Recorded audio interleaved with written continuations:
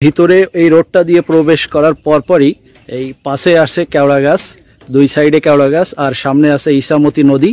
তো আমরা যাচ্ছি ইসামতি নদীর সামনে। খুবই সুন্দর জায়গা, দুই সাইডে কেওড়া গাছ, গোলপাতা গাছ, আর সামনে রয়েছে বিশাল ইসামতি নদী। এই ইসামতি নদী অপর সাইডে দেখতে পাচ্ছেন ইন্ডিয়া। খুবই সুন্দর একটি হাট চিহ্ন দেওয়া আছে, এটা বাংলাদেশ থেকে আমরা দেখছি ইসামতি নদী, সামনে ইন্ডিয়া। আরও অনেক ভালো ভালো লোকেশন আছে, সেখানেও আমরা যাব। ইসামতি নদী।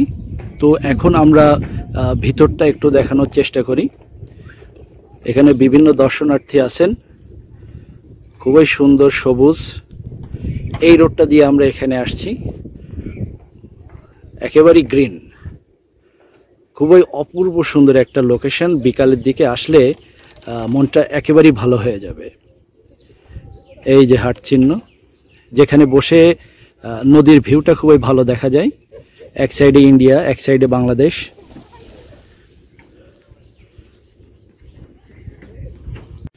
ওয়াও, বিশাল বড় একটা কুমিরের দেখা পেলাম।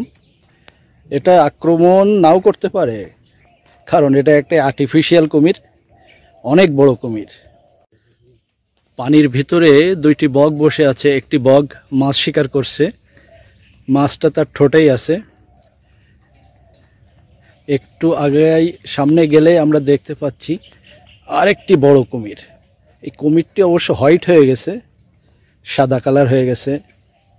ওয়াও, যে কোনো মুহূর্তে অ্যাটাক করতে পারে।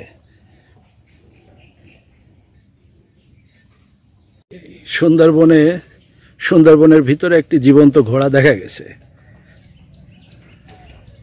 ঘোড়া, এই ঘোড়া কিছু বলবে? ঘোড়ার লাথি খেও না। শিশু কর্নার, প্রবেশ মূল্য 10 টাকা। ইসামতি নদীর ধারে এখানে রেস্ট নিতে পারেন, অনেকটা কক্সবাজার সমুদ্র সৈকতের সেই অনুভবটা পাবেন। সামনে বিশাল ইসামতি নদী, আর এখানেই আসে বসার স্থান, একটু শুয়ে রেস্ট নিতে পারেন। একেবারেই কক্সবাজারের একটা ভিউ। এখানে কিন্তু একটা জলপরীর সন্ধান পাওয়া গেছে। এই যে একটা জলপরী। এখানে কয়েকটি ছোট ছোট রাইডও আছে। এই পাশে রয়েছে ইসামতি নদী। নৌকা ভ্রমণের জন্য রয়েছে ট্রলার, বিশেষ ব্যবস্থা। এই ট্রলারে করে ইসামতি নদী ভ্রমণ করে আসতে পারেন। রূপসী দেভাটা ম্যানগ্রোভ পর্যটন কেন্দ্র, একটি হাট চিহ্ন দেওয়া আছে। এটা মূলত ছবি তোলার জন্য, এই স্থানটাকে স্মৃতি হিসেবে ধরে রাখার জন্য। আর পাশে রয়েছে নৌকা, একটু বিনোদনের জন্য।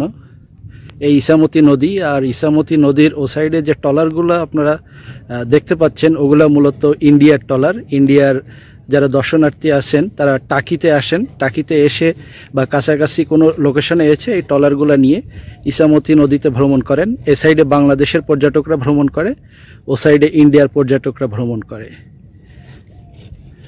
খুবই সুন্দর। আমরা এখন আছি বাংলাদেশের মিনি সুন্দরবন, পাশে ইসামতি নদী, ইন্ডিয়ান পর্যটকরা আমরা দেখতে পাচ্ছি, আর আমাদের এখানে আছে বাংলাদেশি পর্যটকরা। এখন আমরা একটি লং শ্যুট নিচ্ছি মিনি সুন্দরবনের। আমরা শেষ মাথা যেটা দেখা যাচ্ছে ওখান থেকে প্রবেশ করেছি, আর আরেক সাইড যে সাইড দেখে এক্সিট, সেখান থেকে আমরা একটি লং শ্যুট নিচ্ছি।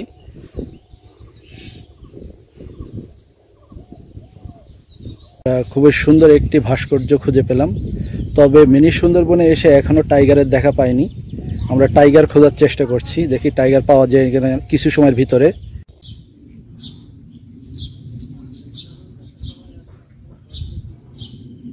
সবুজ দিয়ে হাট চিহ্ন,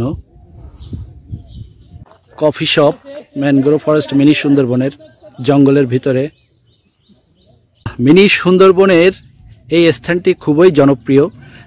যত পর্যটকরা আসে এখান থেকেই একটা করে ছবি তুলে নিয়ে যায়। এই তরমুজের উপরে হাট চিহ্নটি, রূপসী দেভাটা ম্যানগ্রোভ পর্যটন কেন্দ্র। এই স্থানটি খুবই জনপ্রিয় স্থান, বিশেষ করে ফটো সেশনের জন্য। তো আজকের ভিডিওটা আমরা এখানে শেষ করছি। আশা করি আপনারা যারা সাতক্ষীরা শহর থেকে কাছাকাছি লোকেশনের ভিতরে আসতে চান, এই স্থানটায় আসতে পারেন। খুবই প্রাকৃতিক পরিবেশে আপনারা একটি ভালো পর্যটন স্থান পাবেন। তো আজকের ভিডিওটা আমরা এখানে শেষ করছি। ভালো থাকবেন সবাই। আল্লাহ হাফেজ।